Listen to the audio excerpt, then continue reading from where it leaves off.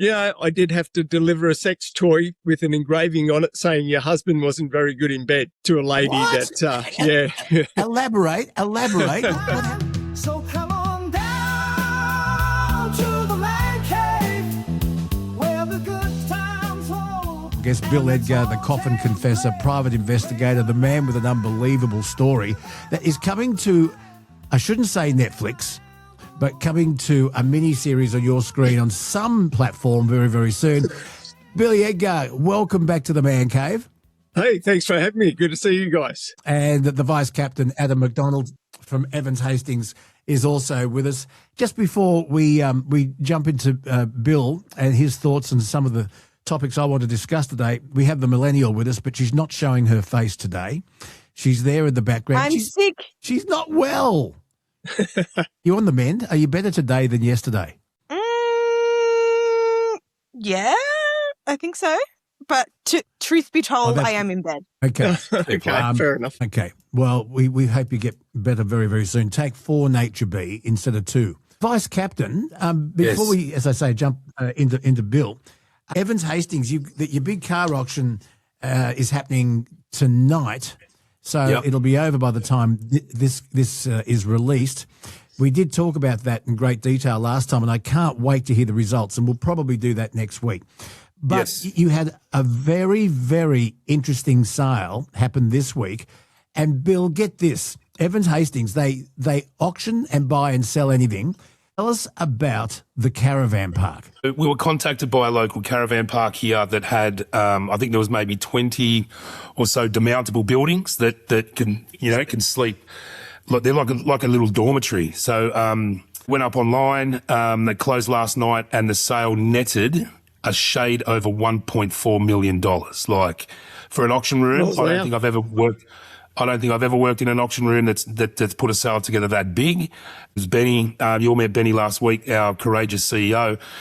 Him and his team put it together, and it just went through the roof. And the way they sold it, absolutely perfect. Instead of selling the building and then another lot, the couches, the washing machines, whatever, they sold it as one lot. So we had caravan parks from all over the country buying these demountables for $40,000, $50,000, $60,000. Like, it was an absolute screamer. Benny and his team really need to take a bow. It was, but like you said, Lukey, there's nothing we can't sell down here. That's what we do. Well, it's good to hear that Evans Hastings is doing its part to solve the housing shortage. There you go. Oh, it is. Yeah. There you go. Like these dormitories, you can literally get a wide load truck, pick it up, put it on, and take it wherever you want. Yeah. And, we had buyers in Victoria, we had buyers in South Australia, like buyers from all over the countryside, were getting involved in this sale. So it just goes to show that between Evans Hastings and Orbids, there's absolutely nothing we can't flog. That's a great incentive, and that's great for the housing shortage and that. But I got to say, I'm pissed off with councils that come along and they tell you have to move them. I've had 3 of them in the last 10 years that I've purchased, just like yours, and for people to come and stay in, not even rent, just to stay in for housing shortage to help them out.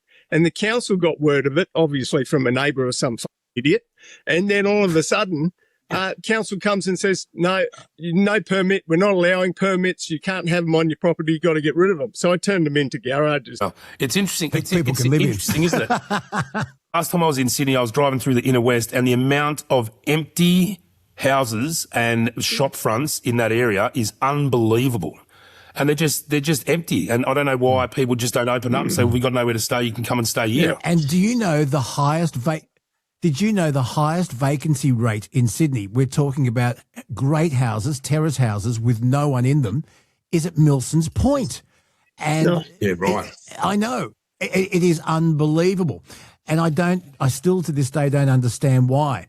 But council and red tape, I mean, if we do have a housing shortage, don't you reckon that councils should now say, okay, well, you can put a granny flat. You've got the room. Here's the minimum size of room.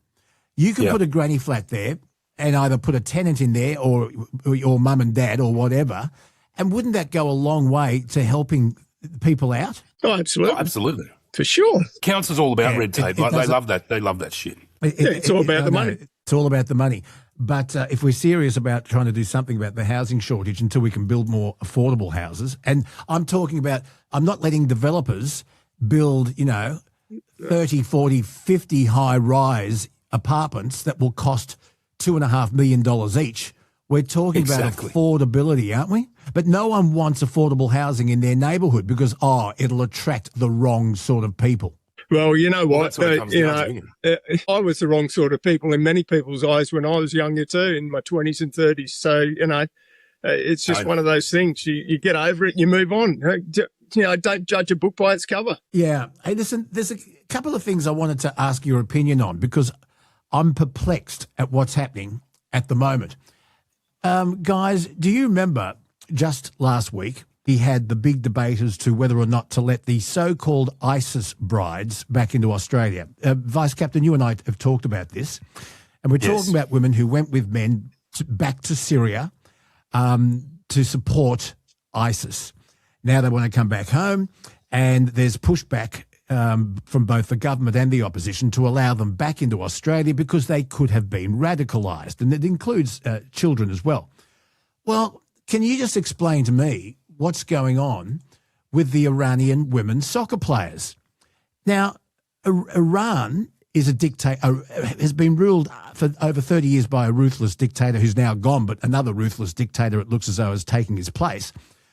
And the Iranian women's soccer team want refuge in Australia. And straight away we've said yes. Now, 5 players were given diplomatic visas, humanitarian visas. As at the recording of today's podcast, 2 more players have said, yes, please, we'll have that as well, and 2 officials. The government has, with open arms, said, yes, we will take these Iranian soccer players because they face persecution back home. What's the difference? And someone just explained to me why we say absolutely no to the ISIS brides, but we welcome the Iranian soccer players and so far 2 officials to stay here in Australia and stay here under humanitarian visas.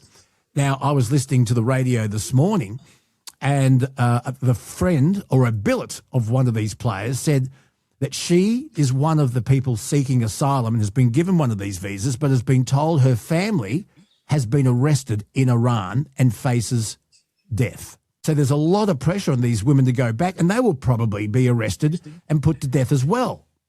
What do you make of this? Who wants to go first? Because I'm having trouble getting my head around it. It's pure and simple is because we're an absolutely sports mad country.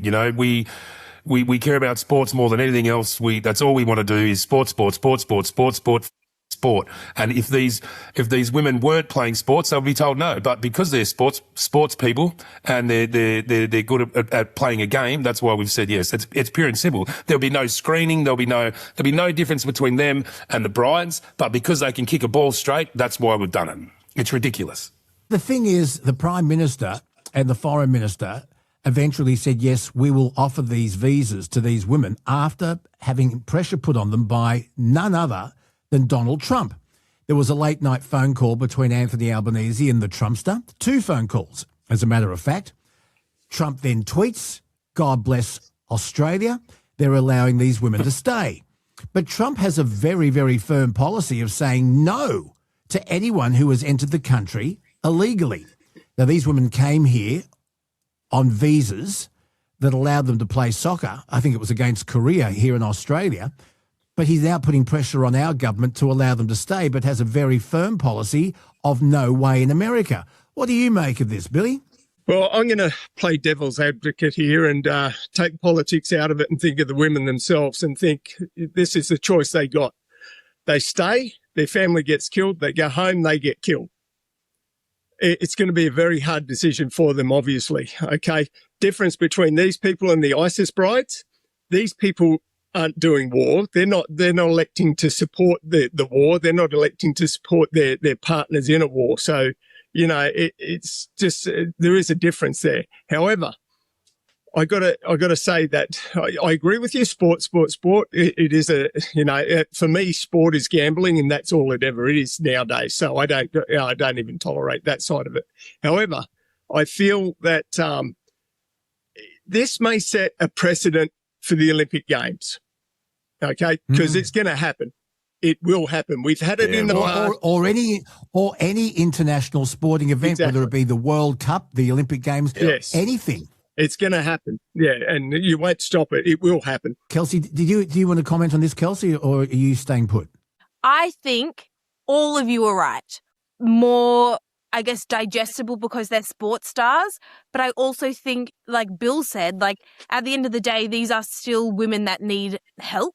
I think it's more digestible to the Australian public that they're sports stars. But I think this has got nothing to do with sports. I think it's got to do with Australia doing something that Trump wants so Australia can get into Trump's good graces, or Albo can get into Trump's good graces. I don't think this has got anything to do with, you know, doing things for the greater good. I think this has got to do with a political game of chess. But either way, I'm happy that the women are safe. Just because they play sports doesn't mean they're not supporting the war effort over there, you know? Like, it doesn't make sense to me. Is there screening? Is there background checks, or they're just, they can play a game, let's get them in? We can't have one set of rules for one group of people and not for the other, you know? But we do. Yeah, but the whole world's divided. I mean, there's, you know, you can see that in every society and every form of life, is that you have people that get off from crimes because there's somebody or something, you know, and that's just part of life. That's what it is. But as far as what you just said, Kelsey, as far as, you know, Trump says something and we jump, I think Australia has to understand how much we are influenced by US more than the UK. I mean, you only got to look at Australia's spy network called Pine Gap. It's owned by America. It's one of the largest in the world.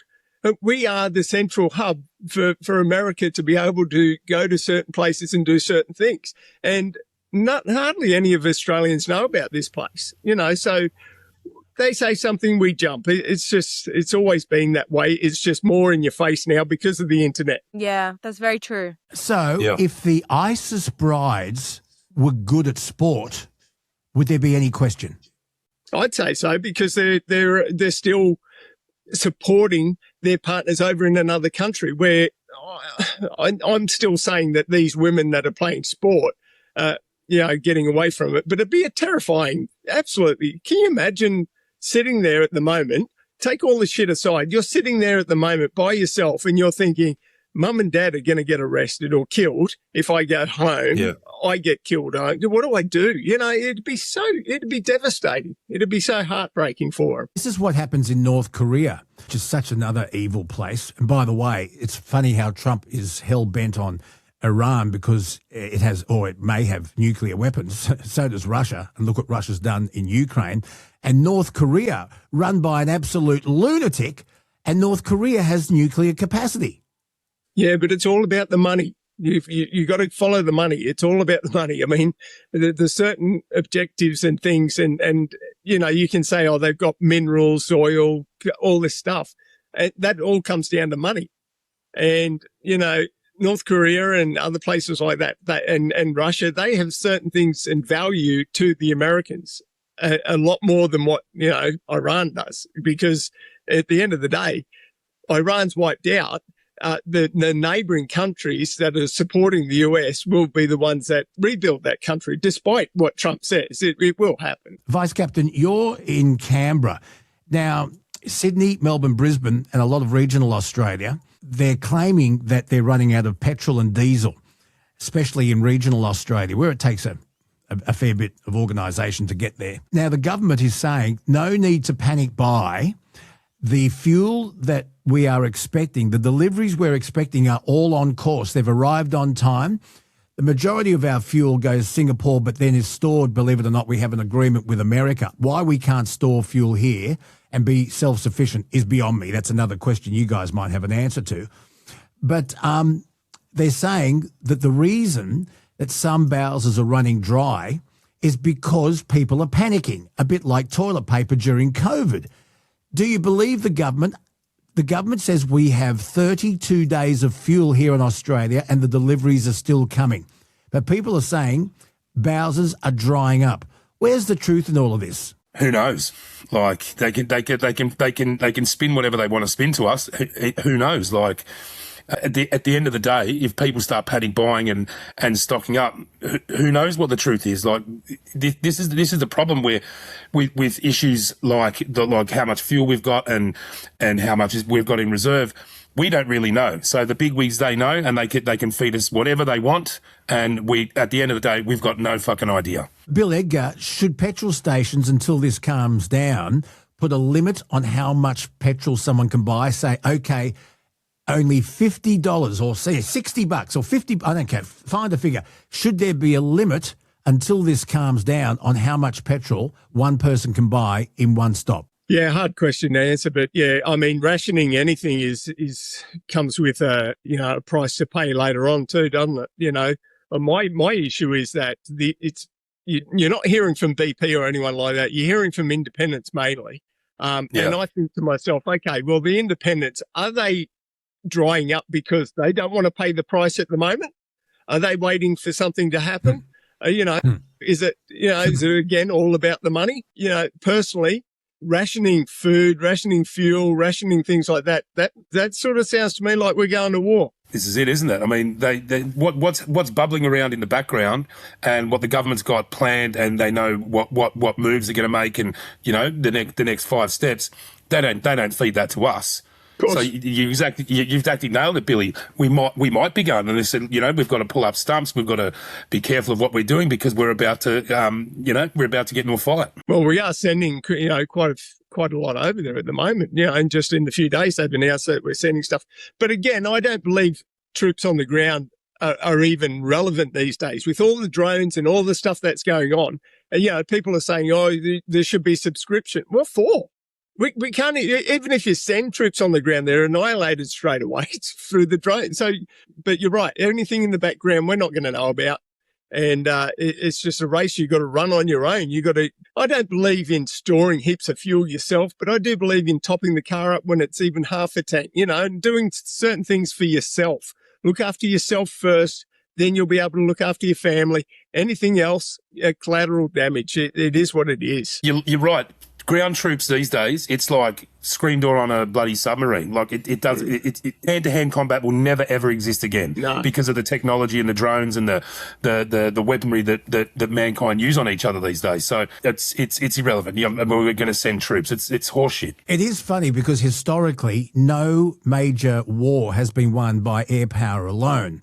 The biggest recent example, Afghanistan, Timor.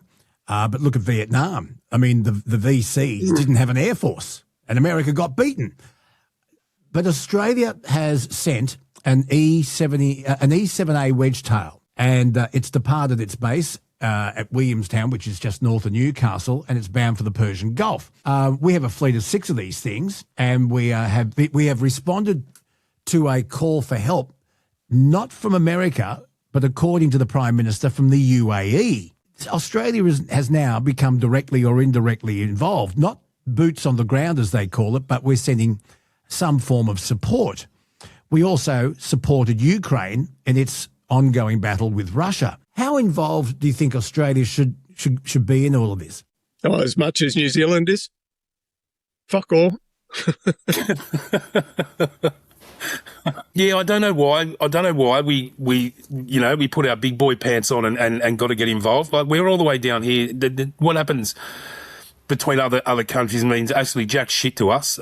We just like you said, Billy, we just be like New Zealand and just chill out. We don't need to be involved in this stuff. Boots on the ground. Should Australia get involved? Please give us some feedback. What do you make of this? 0291 289311. We'd love to hear your voice if you want to drop us a voice message. I had to say, I had a funny thought the other day about a conversation Donald Trump had with French's Emmanuel Macron. And I imagine Trump saying to the French president, listen, we need your help with the war in Iran. And Macron saying, well, we don't want to get involved. We don't want to send troops. He said, I'm not asking you to send troops. I want your advice on how to advise them to surrender. Anyway, Bill, the book and the miniseries, where are we at? Well, I've just been in Japan, believe it or not, and I've been speaking to quite a few people over there. I had an invite and went over and ended up making a holiday of it and took the whole family over and did a bit of skiing and things. But I've got to say, I'm one of these people. I love our country. I love traveling our country. I bought a caravan, and I've said to many people, and you've got to travel down under before you end up down under. And it's true, but other countries are nice to travel. In Japan, and I've got to also say, it was scary at the airport coming home. Why? Right? Because people are stuck at airports through Qatar Airways that aren't running and flying. And you're hearing all this nervousness, and then people are saying, well, let's fly to Australia, and then all the flights are booked to go to Australia, and it's heartbreaking to see what's going on. But at the same time, you start to panic yourself because you're thinking, geez, I hope, we're not even close to them, but we're still affected. Even Japan's affected. Everyone's affected in the airline industry. Everyone's affected. It was pretty full on. It was good to get home and touch Australian soil, put it that way. This was another debate I saw on social media, that for those Australians that are stuck because airlines won't fly over that dangerous airspace, should the Australian government, that is also the Australian taxpayer, be funding RAF aircraft to fly them back home? And you would think, well, yeah, they're Australians, but they're over there possibly on a holiday. And should they have to pay that back like a HEX loan when they get back to Australia? Yeah, I can't see a big issue with that, especially if they can get the insurance money back for the flight. If they can get the insurance money back for their return flight, forward that on to the, to the flight that they're going to get on. I mean, that's a no-brainer for me. I wonder, Vice Captain, if the sudden outbreak of war is if it's covered in your travel insurance. It's not. I saw on the news the other day, that's like null and void on insurance claims, because on the insurance company side, it's not just one person affected by war. It's everyone that's overseas all at the same time would be able to make a claim. And so that's why they say you can't make a claim based on wartime. Mm. Wow. There I wonder what bill you'd be stuck with then, considering you've already paid for your airfare, but the plane's not there. I would not like to work in the air industry. No. And in your current state, they're pretty pleased you're not working for them either. Yes. Bill, I was just scrolling through your Facebook page, and I saw this meme that you put up, and I just wanted to share it with the boys. Now, this is obviously after the former Prince, I don't know, Andrew Mountbatten, and it says, famous paparazzi photo, oh, I'm so effed, get me the Coffin confessor, I ain't going alone. What are your thoughts on this? That's very funny. Yeah, it was a spur of the moment thing. I saw his face in the back of the camera, and I thought, you know what, that's exactly what I'd be thinking. I'd be thinking, like, who the can I get back? I got to get out of this hole I've dug myself. I'm taking someone with me. Oh yeah, absolutely. I think it's very funny. But where is Sarah Ferguson? And I bet you the royal family are absolutely shitting themselves with the dirt that she's going to spill, because she is so desperate for money, she will sell her dirt story to anyone, and people will buy it and read it, won't they? Of course they will. People love that type of gossip and that type of shit going on, of course. And if they start dropping truth bombs about the family, and the biggest truth bomb I want to hear is about Diana. But anyway, that won't happen. Yeah. But it'd be good to know. Do you reckon that's why the royal family kept quiet about Andrew, and everyone knew what he was up to for a long time? Do you reckon that's why they kept quiet, Vice Captain, because they were scared that he and Sarah were going to take a lot of royal shit down with them? Well, I think there'd be a lot of people nervous about what Andrew knows. He was obviously Jeff's right-hand man, and he was neck deep in everything. And I think there'd be a lot of people very, very nervous about whether he goes quietly or he just says, you know what, I'm not going alone. And I hope he does. I hope he dobs everybody in. I really do. I just hope he just sits there for 3 days and just spills his guts. How much do you reckon their daughters, the princesses, they still have that title, Beatrice and Eugene or Eugenie? I mean, when they went to visit Epstein with their mother, one was 19, one was 21. They were both adults, and they went to see a convicted pedophile. How much of their parents' behaviour and how much do you reckon these daughters know? Are they involved at all, or am I just going overboard on the royal pylon? I don't know. They'd have to know something. You'd have to know what your dad's a bit of a dad's a bit of a creep and he hangs out with other creeps. So surely they'd know something. Maybe they wouldn't know what length or depth that he was in, but they'd know something. So back to the book and the series. Yeah. So I met I've been meeting with a writer who wrote for The Simpsons, who actually loves the concept, the idea, and and as far as the American-based side of it, with Ted Gold and Kobe Rowe, they've also engaged writers for the drama series, and it's exciting. But I'd like to publicly announce what's happening, but under contractuals and things like that, I can't.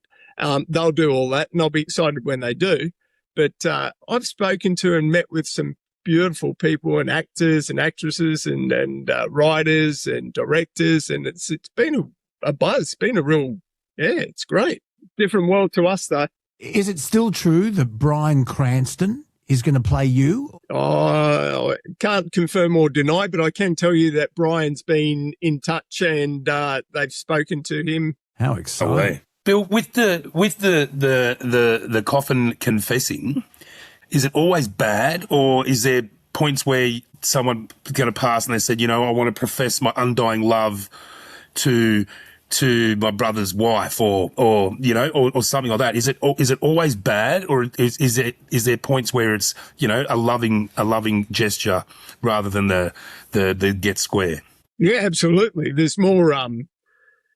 Obviously, there's more, confessions about infidelity and things like that and what they've done in their lives and that. But there are the moments where you get some beautiful messages and you leave some people in tears because, for instance, this lady, she's been married for 30 years and her best friend of 50 years, she was madly in love with and she wanted to be with.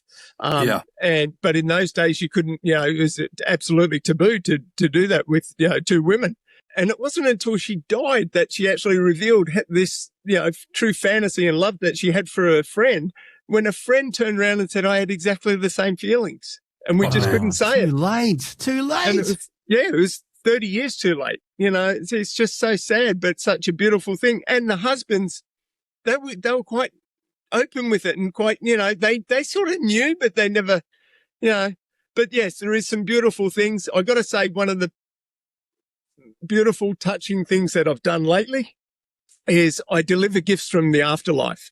And this young bloke had passed away. And prior to him passing away, he always played chess on a Sunday with his dad, always, his elderly father. And he said to me, can you deliver this electronic chessboard to my father on the first Sunday after my passing, and let him know that I'm waiting to play? And, oh man. Beautiful. Yeah. Oh yeah. Incredible. So this elderly man now sits every Sunday and he plays chess electronically with his son. It's just a beautiful thing. But then you have the odd one where, I did have to deliver a sex toy with an engraving on it saying your husband wasn't very good in bed to a lady. What? Elaborate. What happened? Tell us the story. Yeah. So a lady had come to me and she said, I need a sex toy engraved with the words, because we both know your husband's shit in bed, and I want you to deliver it to this lady after I've passed. I want you to make sure that the lady and her husband are home at the same time. So all that was done, and it was delivered to this lady. Went down like a lead balloon. But the twist of this story is the lady that actually gave me the toy to be engraved is actually a man dressed as a woman. So the wife actually found out that her husband was having an affair, but also with a transvestite. Well, for 3 years. This is amazing. Yeah. And this went on for 3 years. This actual bloke who was married with kids, it kept telling this lady that he was going to leave his wife and kids and be with her. For 3 years, he dragged them along. He deserved what he got in the end. Bill, what else I want to touch on is your other side of being a PI, a private investigator. I've always been told that women make better private investigators than men. because they sort of blend into the background more. But I guess, I mean, my idea of a private investigator is a cloak and a hat, and you sneak around following people. But I'm guessing it's not like that. No, no, not at all. I'm more the Tom Selleck type. I got to say though, women, you think of private investigators and you think of following the cheating husband or the cheating wife. And I've met women private investigators that actually coerce other women to go up to the man and put their arm around him just so they can take photos and evidence so they can go back to the wife and say, oh yeah, this happened. And that's a putrid part of the industry. And there's a lot of that goes on.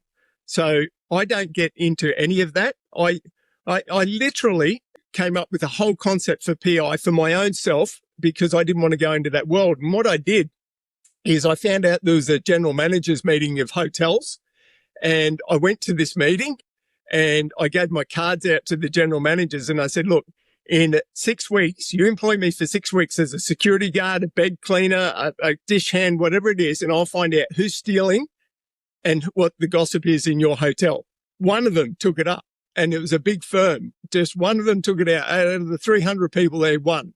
And then that one took me on for 6 weeks and gave me a really good wage. And in 4 weeks, I found out where all the linen was going, all the food was going, what security was stealing what. I was engaged as a dish hand, so I was there, washing dishes for 6 weeks. And on the 6th week, after I got to know everybody, I threw a pot in the air and I went, oh, I hate this place. I quit, and I walked out. A week later, I had all my evidence and everything together, and I went and saw the general manager in private, and I said, look, this is all the evidence. This is what I've got. He's reviewed it, looked at it, come back to me, and he says, wow. He says, I'd like to employ you every 6 months to do our hotels. And that's what I've been doing. Wow. I mean, that right there, Vice Captain, is a TV series. That's a TV series. My whole life is a TV series. Being a dish pig, you find everything out because in the kitchens, everybody talks. Like you're the lowest of the low. So there's no fear of reprisals. Like I'm going to tell the dish pig that I'm pinching linen because what's he going to do? Exactly. Like, it's not going to go any further. It's genius in its simplicity. Yeah, and it was quite a easy concept and idea to come up with. And what happened is security used to come up to us like, I'd be working till say 11 a.m. washing dishes, and security would come up and they go, oh, do you know where the key is to the freezer so we can have a feed? And I'd go, oh, I know where it is, but we'll get in trouble. Oh, no, don't worry about it. Come in with us and have some prawns and salmon and all this stuff. So I was doing everything they were doing and enjoying all the benefits of all this side hustle. And then all of a sudden I saw the security guys and some of the cleaners, they used the pillowcases as bags. And they'd be dropping them down the chute, and then the security would get the pillowcases and put them somewhere, and then the cleaners would leave, and it was just rife. And this goes on in every hotel, every one. Did you have to video it while you were doing it for evidence? A lot of the times I do video, regardless if they're wanting me to or not, but I do. And I do this specifically for my own detriment, so I can't be convicted or anything like that. So the contract's pretty secure. And like anything I do, even when I speak to somebody that's on their deathbed, I video everything. So I've got evidence and proof. If somebody wants me to go to their home and remove sensitive items they don't want their family and friends to find, it's got to be contractual plus video. So that way, when the police rock up and they go, hey, you're breaking in, you're not allowed to do that, I'll play the video, my client who's on the deathbed in hospital, wherever they are, allowing me and giving me the keys to go and access their property. So everything's on video that I do. The only thing I don't do, and this is something that a lot of people say I should do, but I don't. And I do this mainly because my integrity and everything else, but I will not film myself crashing a funeral. Anybody else can film me. I don't give a fuck. I've had people reach out and say, oh, look, I'm going to sell this video if you don't pay me. I don't give a fuck. It's not, I don't care what you do. But I will not personally film myself crashing a funeral because my client is deceased. Anybody else there, I have no care or concern about. It's my client's in the coffin now. So, I will not film myself for the pleasure of getting likes, shares, or media attention. I won't do that. How do you get into how did the PI work start? Like, you wake up one morning and go, I might give this a lash. Like, I know with my life, I sort of evolved from a bricklayer and a tradesman into the antiques and collectible game, which is, chalk and cheese. But how do you like, if I woke up tomorrow morning and said, I want to be a PI, what do I do? Yeah, it's a pretty stringent course nowadays, and it was sort of back then too. But I touch on the law a lot. I do a lot of, I look at the law, I read it, I read all the complex things, and I sort of go through it because I do walk a very fine line, but I try not to cross it, but it is a fine line. For me personally, how I got into it is I have gone through every job you can think of, by standing on the doors of nightclubs to bricklaying to roofing, tiling, you name it. And then all of a sudden I fell into the legitimate side of debt collecting. And I was working for this company on the Gold Coast that was collecting debts. And I was in an office and I was collecting all these debts, and I was raking in hundreds of thousands of dollars a week for this company. And then this lady said, look, I don't owe the debt. And this bloke would say, I don't owe the debt. Can you look into it? And then when I'd say to the boss, look, I'd like to look into this, he'd say no. But I did look into it because these people were heartfelt. And then I found out the debt was insured and written off prior to it being sold by the bank to the debt collection company. And when I questioned that, I got sacked. Wow. I got terminated. So what I did is I started up a company called Freedom from Debt Collectors. And I had hundreds of people come to me and say, look, I've got this debt. And then I went to ASIC, the ATO, and they said, look, unless you have a background, you're not going to get anywhere. You've got to have something. And I said, well, like what? And they said, well, you've got to be a financial controller or somebody with ethics. And I went, oh, fuck, I'm telling you, I'm trying to blow the whistle. And they said, no, not going to happen. It's a bank. Okay. So what do? I went and I became a private investigator in the financial world. And that's what I did. I started to investigate banks, and the banks ended up turning around and taking me to ASIC for investigating them. And then ASIC said, we can't do anything. He's a licensed private investigator. What do you want to do? That's what I've been doing for years now. You know what, when a car's been written off, it can be repaired as a repairable write-off. Debts are exactly the same. You can have a $500,000 debt that has been written off, underwritten by the banks, and then sold again by the banks to a debt collection company for $40. And then that debt collection company can come after you for $500,000, the original part of the debt. The courts will allow that to happen because the court system believes the banks and the financial institutions over you. So, and you haven't got the money to fight it anyway. And they know that you're in debt at $2,000.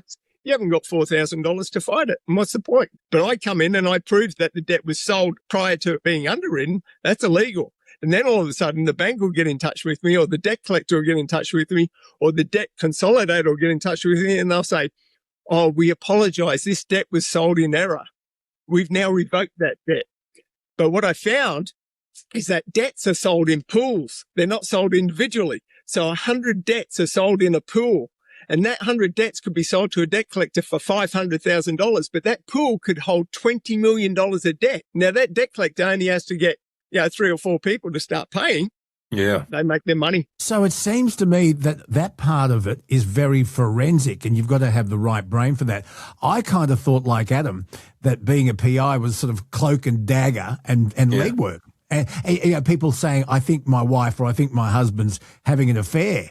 How much of PI work is stirred on by infidelity? Most of it. So there's only 2 segments, in the PI world, and that's basically insurance claims and the world of infidelity. Yeah, they're the main 2 that most PIs fall into. I got to say that 95% of PIs are ex-police officers, detectives. 95% of them are. I'm probably the only criminal that's become a debt collector in the time in the history. I've been a PI in the history. I mean, it took me a long time to get to where I am. I had to prove that I was of good character. I've now been a private investigator for 14 years. And it's not, you have to obviously study and do your things every year, and you have to renew it too every couple of years, and that costs thousands. Is there good money in it? There is in what I do. I don't do the other shit. I create my own work, and there is good money in what I do. I found a lot of people try to copy what I've done, especially like the Coffin Confessor. Around the globe now, people are trying to copy it and do it, and they reach out to me and they go, I need help. I can't do it. Well, you can't do it because you're not me. That's right. Pretty simple for me. That's how it is. In the world that you come from, bricklaying and working, and, there's 100,000 bricklayers, but out of that 100,000 bricklayers, there's only probably 5,000 that are really, really good at it. Sure. You know what I mean? When you're chasing someone's concerns about infidelity, how often are they correct? Yeah, look, I have to go down this road because, especially being the Coffin Confessor, someone will say, look, I slept with my neighbor and I need this all out when I die, blah, blah, blah. And I'm like, okay.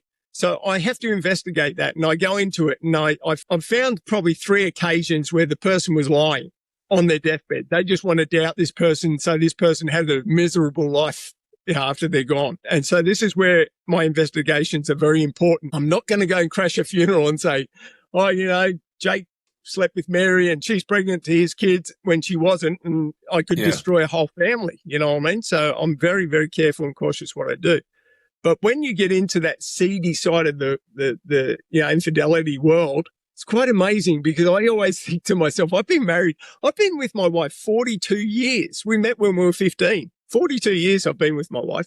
And I say to people, the quickest way a man can f up his whole life, relationship and everything is his own dick. Yeah. For 5 minutes of pleasure. That's the quickest way a man can up his whole life. But I got to say, probably in the last 5 years, women have really stepped up. The amount of women that have now confessed or been caught out having affairs is just unbelievable. And I got to say, it's not the young women either. It's the women that have going through menopause, post, pre, or during menopause. I find that amazing because my wife's been through that and gone through it, and now on the other side of it, and I know how bad it is. And people say, oh, the women go through everything, but if you're a loving, trusting, caring husband, you go through that shit as well. It's hard, but I got to say, a lot of women that I've come in touch with, and investigated, they're all in their, mid-40s to late 50s. You said, what's the point in ruining your whole life for 5 minutes of pleasure? And I was just going to ask, how do you make it last 5 minutes? Anyway. Ha, ha, ha, ha. What's the most shocking job as far as being a PI is concerned? What's the most shocking result you've ever uncovered? Oh, I can't name the retailer, but it's a national retailer. It was a total accident on my part. I was investigated to look into a warehouse theft. I was sitting in a container, shipping container, and I was counting with a gun that does all the barcodes, and I was counting all the TVs, all this stuff that came in, computers, TVs, and I'd scan it all, and it was all correct. And I thought, okay, well, that shipping container's all right. And I have a pen, and I was writing down exactly what I was doing, and I had the pen in my mouth. And I was flicking it, and then all of a sudden the pen flicked out and it flicked over 3 boxes. And I had to crawl over the 3 boxes to get my pen. And as I crawled up, the 2 boxes were sturdy. The 3rd box collapsed. It was empty. Every 3rd box was empty. So the managers at the stores, they were scanning the boxes, but not actually physically picking the boxes up to find out what was in them because they'd be on a forklift and just delivered. So what was happening is I started to find out the iron, kettles, hair dryers, all that stuff, empty boxes, a lot of them. And this was in every department store, and the managers were getting the blame for theft, or the floor staff were getting blamed for theft. And this all occurred by an accident. I got to say, the people that were let go because of this incident, it was heartbreaking to talk to them because they never stolen a thing in their life. They did nothing wrong. Yeah, that's tough, man. So it was really tough. Who was taking them? It was actually on the ship. So when it was all coming over, they were accessing the containers. And not only that, some of the containers were being loaded in certain places and they were loaded empty. Like they'd have, say, Wow. 150-inch TVs, and only 75 of them would come over. But they're all boxed together, they all look nice, they're all strapped and tied together. But the empty boxes were delivered, and then all of a sudden the manager would blame somebody at the store and say, hey, listen, you were the last person, you took this TV, and they'd be like, I didn't take anything. It's funny you should say that, because I used to be friends with a bloke who worked at a large retail store. I won't mention it on the podcast, but I'll happily tell you when the mics are off. And he had a gambling problem that no one knew about. I didn't know about it. I mean, a serious gambling problem, most of it pokies. And he was the manager of the electrical outdoor section of this large retailer. And he got himself into just over $800,000 in debt. And he used to sell TVs, for example, for cash, but there was no box. And when the people doing the stock take from Sydney came up to the warehouse, exactly that. Yeah. They were scanning empty boxes in the warehouse. The TVs had been sold for cash.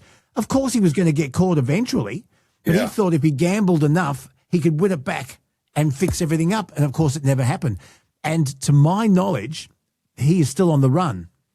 And I'll tell you who the retailer is when the microphones are off. It's a true story.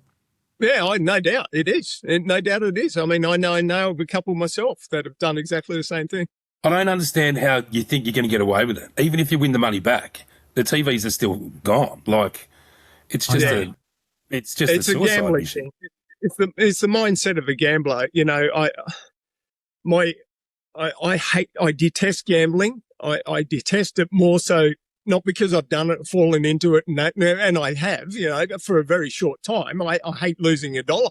I hate it more so because I heard my mother was a prolific gambler, which she was, but I heard later on in life that she slept in the car park of the casinos, and then it'd just, you know, go back in and then sleep in the car. And then it's just a horrible, disgusting life, and the lies and the cheats and the betrayal.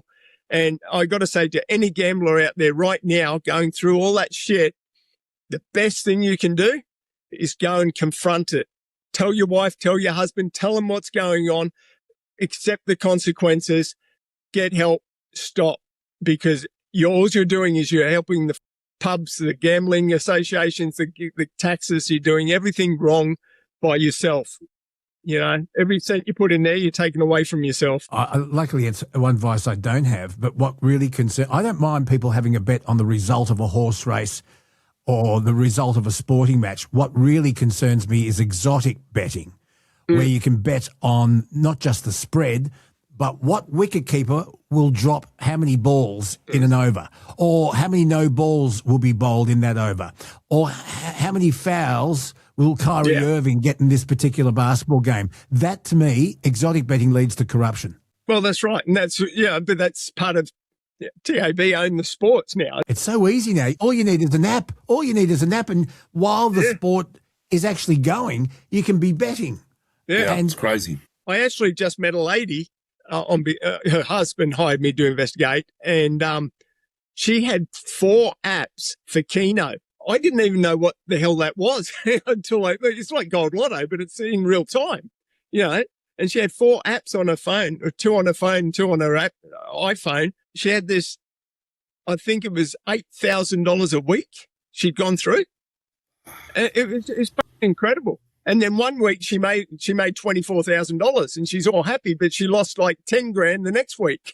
And then 5 grand came in, and then lost 8 grand. And then it was just absolute nightmare. What I would like to do is, on a separate podcast, I'd like to do a little bit more on Australia's gambling problem. It's a massive problem because it leads to not just heartbreak but also suicide. It does. I had a dear friend. His father gambled away the family's fortune and took his own life. It's a real thing. Oh yeah. Why don't we do a separate podcast on gambling? I did it when we first started the Bonafide podcast with the Reverend Costello, who's not anti-gambling, but he's certainly anti-exotic betting. And maybe we can look into this a little bit closer because I don't understand it. I'm not a gambler. But for example, if you guys came over to my man cave and we're having a game of pool and you wanted to make it interesting, let's play $10 a rack. It makes the game interesting, or $5, or, you know, whatever.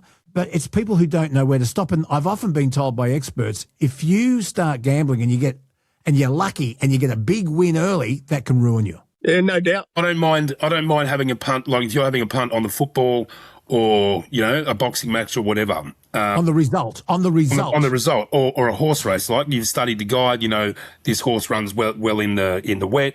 You know, it's at Moonee Valley. But what I don't get is the pokies. Like you're just pressing the button. It is strictly they're strictly so designed. Antisocial. It is so antisocial. It is awful. You go into one of those pokey rooms. They're dark, they're smoky, and it's full of lonely, desperate people. Yeah, you go into them now. They've got phone chargers where you can sit your phone on the charge, so you do not have to move. Yeah, I don't even go into them. People have got into fights because they think that machine's mine. Yeah, probably. People have been known to piss their pants other than leave the machine. But it is worth doing a podcast on and getting into it. And yeah, for sure. It's something that... Well, I've had the Reverend Tim Costello on before, and maybe I should get him back and the three of us can have a separate chat, or we can do a separate chat on Australia's gambling problem, because it's a very, very dark and murky... It's nowhere else in the world. No one else in the world plays pokies like we do. No, we have more poker machines per capita than anywhere in the world, more than Las Vegas. Yeah, I know. It is unbelievable. And the governments are very hesitant to do anything about it because they create such an enormous amount of revenue. It's a bit like, why don't you ban smoking if it's so bad for you? We'll put the excess up. It's also a thing that people hide. It's very well hidden. A lot of people will gamble at these places and places that no one knows them, or they'll drive, miles to go and gamble so they're not in the area of, and it's a very secretive, silent killer, really. It really is. I mean, I remember talking to like Alfie Langer, the footy player. He was bad at the horse races years ago. It just happens, and it's sad that it happens. And then when they're exposed, it's like a shock, a wake-up call, a kick in the face. But sometimes that's what's needed. Well, it's a topic for another day. Listen, guys, thank you so much for being part of the Man Cave today. Once again, we went a bit sideways. Can't wait to see I can't say Netflix because we don't know what platform, but I can't wait to see how you... I don't even know what it is. It's so cool, man. It is really, really cool. You're one of the coolest cats I've ever met. And thank you so much, Billy Edgar. No, thank you for having me. Great to chat. And let's chat again soon. Vice Captain Evans Hastings, what do you got coming up? Oh, there's always something happening at Evans Hastings. We're going to have a look at another huge collection of vintage cars. Benny, our fearless leader, is going out there today, out to Gunning or somewhere like that, kind of local, but I think there might be 10 really high-end vintage cars. So the car market's working really well for us, so we're gonna start chasing it hard. Well, if you get an XA, XB, XC coupe, let me know. I'll come across one. I'll give you a whistle, no worries. We'll find you one. That. I've got 3 of them, but I'd like another one. An XA, an XB, or an XC 2-door Falcon with the nostrils would be the only Ford I'd allow in my driveway. Oh, that's good. I'm invited then. I wouldn't allow one. Hey, listen, do you want to know a true story, Bill Edgar? Yeah, do you know how to double the price of any Ford instantly? Oh, no, go on. Tell me. Fill it up with petrol. Okay. Yeah, well, you know what? I bought my XB Falcon for $6,000 years ago, and I recently sold 2-door coupe, right, at GS, and I recently sold it at auction for $148,000. There you go. Muscle cars. Yeah. It's where it's at. Yeah, absolutely. You know, myself and the Millennial and the Minister for War and Finance, we recently went to Bathurst to the Motor Racing Museum, and there's a picture of me. You'll see it there on Facebook. We actually hunted down, we saw the Alan Moffat 1977. Yeah. Remember that was an XCGS Number 1 and 2. Yeah. 1 and 2. It was the Moffat Ford dealers team. There's a picture of me in front of Alan Moffat's car that came number 1. Beautiful car. Colin Bond. Colin Bond, that's right. Yeah. Okay, and the Mad Max car, of course. And you know who was a big supporter of mine, and it's sad that he's passed this week. It was Agro, Jamie. Jamie Dunn. Jamie was a great supporter of mine, and we spoke a bit, and we even spoke about Coffin confessing at one stage. And he had a lot to confess, but he said, I'm going to take it with me. He said, only me and Agro know. Yeah, way too young, 75 years of age. Jamie Dunn, the voice and the heart behind Aggro, Australia's most famous puppet. Thanks, guys. Thank you, Millennial. We'll be back for another chat very, very soon. In the meantime, you have a great day, great time. Please, folks, share, like, give us some feedback, and we'll get back to you.